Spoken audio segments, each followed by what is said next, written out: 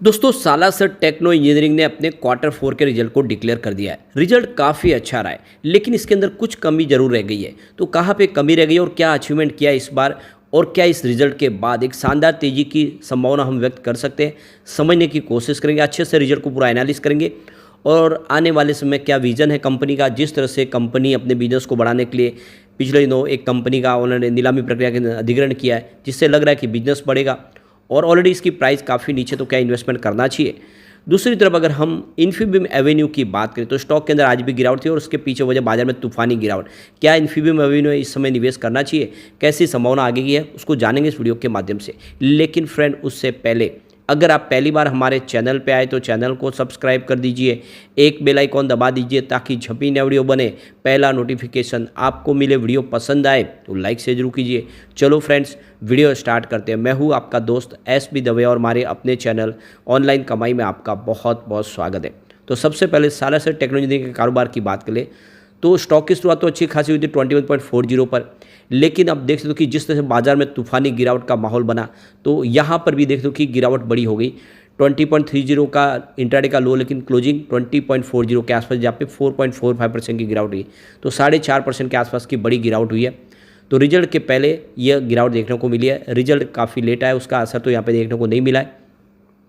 अब चलते हैं हम रिजल्ट की तरफ। तो ये सारे के सारे आंकड़े लैख के अंदर है, इसको हम करोड़ में कन्वर्ट करेंगे। फिलहाल इसको लैख में ही डिस्कस कर लेते हैं। तो इनकम फ्रॉम ऑपरेशन देखें तो 35,623 लाख के आसपास इस बार रही है क्वार्टर 4 में। जो क्वार्टर 3 में अगर आप देखें तो 30,368 लाख के आसपास थी, और पिछले साल सेम क्वार्टर की बात करें तो 29,409 लाख के आसपास थी। तो यहाँ पे इनकम फ्रॉम ऑपरेशन में वृद्धि हुई है, चाहे आप क्वार्टर ऑन क्वार्टर बेसिस पे देख ले या ईयर ऑन बेसिस पे देख ले। तो इस बारे में कंपनी ने मैदान मार लिया, कंपनी की इनकम अच्छी खासी बढ़ी है, यानी बिजनेस बढ़ रहा है। अदर इनकम की बात करें इस बार 219 लाख के आसपास रही है। पिछले क्वार्टर में ये 46 लाख के आसपास थी और पिछले साल सेम क्वार्टर में 160 लाख के आसपास थी। तो अदर इनकम में भी इस बार वृद्धि हुई है, क्लियरली दिख रहा है। अब टोटल इनकम की बात करें इस बार देख लो कि 35,842 लाख के आसपास रही है, और पिछले क्वार्टर में ये 30,415 लाख के आसपास थी, और पिछले साल सेम क्वार्टर में 29,569 लाख के आसपास थी। तो इस बार देख सकते कि इनकम जो है वो 358 करोड़ के आसपास रही है, जो पिछली बार 304 करोड़ के आसपास थी, और पिछले साल सेम क्वार्टर में 295 करोड़ के आसपास थी। इसका मतलब यह है कि कंपनी की इनकम बढ़ी है, बिजनेस बढ़ा है। अब यहाँ पे कंपनी के खर्च की बात कर ले तो कंपनी के अलग अलग बहुत सारे खर्च है, जिसमें कंपनी ने यहाँ पे बताया कि देख दो कि इनका जो फिनिश गुड का जो खर्च है या फिर वर्क इन प्रोग्रेस के तहत कुछ और खर्च है, एम्प्लॉय बेनिफिट्स एक्सपेंसेस है, फाइनेंस कॉस्ट है और दूसरे अदर एक्सपेंसेस है। हम टोटल को गिन लेते हैं तो यहाँ पे देखो इस बार टोटल आप देख सकते हो कि 33,819 लाख का टोटल कंपनी को खर्च हुआ है। पिछली बार ये 28,103 लाख करोड़ के आसपास खर्च था, और पिछले साल सेम क्वार्टर में देखें तो ये 27,599 लाख का खर्च था। तो खर्च में बहुत बड़ी वृद्धि हुई है, ये भी आपको खास ध्यान रखना है। तो ये देख सकते हो कि इस बार 338 करोड़ का खर्च हुआ है, जो पिछले क्वार्टर में 281 करोड़ के आसपास खर्च था, और पिछले साल सेम क्वार्टर में जो खर्च था वो मात्र 275 करोड़ के आसपास था। तो इस बार कंपनी का खर्च बढ़ा है और इसका असर जो प्रॉफिट है उसमें दबाव में दिखाई दे रहा है हमें। अब यहाँ पे हम प्रॉफिट बिफोर एक्सेप्शनल आइटम्स में अगर देखें तो जो प्रॉफिट बन रहा है वो 2022 लाख के आसपास है। पिछले क्वार्टर में ये 2311 लाख के आसपास था, और पिछले साल सेम क्वार्टर में 1969 लाख के आसपास था। यानी प्रॉफिट बिफोर एक्सेप्शनल आइटम में इस बार जो प्रॉफिट है वो 202 करोड़ के 20 करोड़ के आसपास रहा है। अब यहाँ पे प्रॉफिट बिफोर टैक्स देख ले तो वो आपको आंकड़ा वही दिखाई देगा, यानी इस बार 2022 लाख के आसपास रहा है। पिछले क्वार्टर में 2311 लाख के आसपास था, लेकिन पिछले साल सेम क्वार्टर में ये 1905 लाख के आसपास। इसके पीछे वजह कि एक्सेप्शनल आइटम में 64 जो है लाख रुपीज़ है वो लेस हुआ है। अब यहाँ पे नेट प्रॉफिट आफ्टर टैक्स देखें इस बार तो कंपनी का जो टोटल प्रॉफिट निकल के आ रहा है वो 1521.97 लाख का है। पिछले क्वार्टर में 1675.34 लाख रुपीज़ के आसपास था, और पिछले साल सेम क्वार्टर में 1460.46 लाख रुपीज़ के आसपास था। मतलब इस बार कंपनी को 15.21 करोड़ का प्रॉफिट हुआ है, जो पिछली बार 16.75 करोड़ के आसपास था। तो पिछले साल सेम क्वार्टर में 14.60 करोड़ का प्रॉफिट था। तो ईयर ऑन बेसिस पे प्रॉफिट बिल्कुल बढ़ा है, लेकिन क्वार्टर ऑन क्वार्टर बेसिस पे प्रॉफिट कम हुआ है।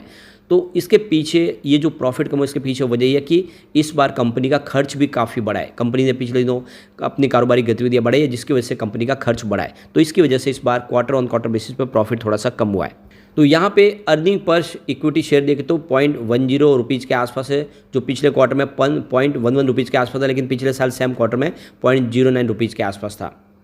अब यहाँ पे अगर हम सेगमेंट वाइज इसका कंपनी के रेवेन्यू को देखें तो स्टील स्ट्रक्चर का जो बिजनेस है उनसे इनको 416 लाख रुपीज़ का टोटल यहाँ पे रेवेन्यू मिला है, जो पिछले क्वार्टर में 20,788 लाख रुपीज़ के आसपास था। 20,788 लाख रुपीज़ के आसपास था, और पिछले साल सेम क्वार्टर में 18,565 लाख रुपीज़ के आसपास था। तो स्टील स्ट्रक्चर के बिजनेस में इनका रेवेन्यू बढ़ा है। ईपीसी प्रोजेक्ट की बात करें तो इस बार 16,383 लाख के आसपास रहा है, जो पिछले क्वार्टर में 10,263 लाख के आसपास था, और पिछले साल सेम क्वार्टर में 11,693 लाख के आसपास था। तो ईपीसी प्रोजेक्ट से भी इनका रेवेन्यू इस बार काफ़ी अच्छा बढ़ा है। तो टोटल रेवेन्यू फ्रॉम ऑपरेशन इस बार देख सकते हो कि 35,623 लाख के आसपास रहा है, जो पिछले क्वार्टर में 30,368 लाख रुपीज़ के आसपास था, और पिछले साल सेम क्वार्टर में 29,409 लाख रुपीज़ के आसपास था। ओवरऑल देखें तो रेवेन्यू काफ़ी अच्छा बढ़ा है। अब कंपनी के टोटल एसेट की बात करें तो 1,13,652 लाख के आसपास रही है। पिछले क्वार्टर में ये 1,08,100 लाख के आसपास थी, और पिछले साल सेम क्वार्टर में 91,055 लाख के आसपास थी। तो कंपनी की एसेट काफ़ी अच्छी बढ़ी है, क्वार्टर ऑन क्वार्टर बेसिस पे भी बढ़ी है और ईयर ऑन बेसिस पे भी बढ़ी है। तो ये सबसे बड़ी बात है, कंपनी ने इस बार अपनी एसेट में अच्छी खासी वृद्धि की है। अब कंपनी की टोटल लाइबिलिटीज़ की बात करें तो इस बार 68,846 लाख के आसपास रही है। पिछले क्वार्टर में ये 64,818 लाख के आसपास थी, और पिछले साल सेम क्वार्टर में 51,065 लाख रुपीज़ के आसपास थी। तो कंपनी की लाइबिलिटीज भी बढ़ी है, क्योंकि कंपनी ने अपना बिजनेस बढ़ाया, अपनी एसेट बढ़ी है, तो सामने लाइबिलिटीज भी बढ़ी है। ओवरऑल देख सकते हो कि रिजल्ट काफ़ी बेहतर रहा है। आसान तरीके से इसके रिजल्ट को समझते हैं तो मार्च 2023 में जो कंपनी का रेवेन्यू था वो 296 करोड़ के आसपास था। पिछले क्वार्टर में 304 करोड़ का टोटल रेवेन्यू था। इस बार 358 करोड़ का कंपनी का रेवेन्यू है, जो पिछले 4-5 क्वार्टर में सबसे शानदार है। यानी ये रेवेन्यू बहुत ही बेहतर है और सबसे शानदार। पिछले हम देख लो कि दिसंबर 2022 से ही अगर देखें तो पहली बार काफ़ी अच्छा रेवेन्यू बताया, यानी बिजनेस बढ़ा है, जिससे हम कह सकते हैं कि आने वाले समय एक शानदार तेजी देखने को मिल सकती है। अब बात कर ले प्रॉफिट की, तो मार्च 2023 में 14.73 करोड़ का प्रॉफिट था। उसके बाद जून में प्रॉफिट गिर के 10.15 करोड़ तक आ गया, और सितंबर में गिर के ये 9.05 करोड़ तक आ गया, यानी सिंगल डिजिट में आ गया प्रॉफिट। दिसंबर में फिर से प्रॉफिट बढ़ के 16.76 करोड़ तक पहुंचा। इस बार प्रॉफिट दिसंबर के मुकाबले कम होकर 15.21 करोड़ के आसपास पहुंचा। उसके पीछे वजह कि इस बार खर्च कंपनी का बढ़ा है, लेकिन सबसे अच्छी बात है कि ईयर ऑन बेसिस पे बढ़ा है, और पिछले 2 क्वार्टर के मुकाबले भी देखें तो काफ़ी बेहतर रहा है। तो ओवरऑल देखें तो रिजल्ट काफ़ी अच्छा है, और इस रिजल्ट के बाद कह सकते हैं कि आने वाले समय एक शानदार तेजी की संभावना बन सकती है। अब चलते हम इन्फीबीम एवेन्यू की तरफ। तो आज 30.35 पर क्लोजिंग थी, 0.82% की गिरावट देखने को मिली। कोई बड़ी गिरावट नहीं, आपको ध्यान रखना चाहिए। अगर बाजार में 400-500 पॉइंट की गिरावट नहीं होती तो स्टॉक यहाँ से दौड़ सकता था। काफ़ी बेहतर प्रदर्शन करा स्टॉक। इंट्राडे का लो 30.25 का, लेकिन हाई 31.05 का, काफ़ी अच्छी दौड़ लगाई। वैसे यहाँ पे 52 वीक का जो हाई है वो 42.50 का है, यानी उस लेवल से देखकर स्टॉक अभी काफ़ी ज़्यादा करेक्ट हो चुका है, यानी ज़्यादा गिरावट की संभावना नहीं दिख रही है।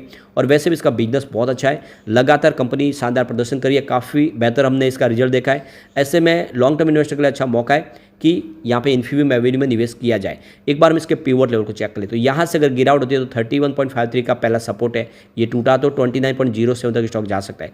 गिरावट और बड़ी तो 25.23 तक भी जा सकता है। ये तभी पॉसिबल है जब बाजार में बड़ी गिरावट का माहौल बन जाए। पॉजिटिव माहौल बना तो 37.83 का फर्स्ट रेजिस्टेंस है, इसको पार किया तो 41.67 तक स्टॉक जाएगा। तेजी और जारी तो फिर 44.13 तक जा सकता है। ऐसे में लॉन्ग टर्म इन्वेस्टर निवेश कर सकते हैं।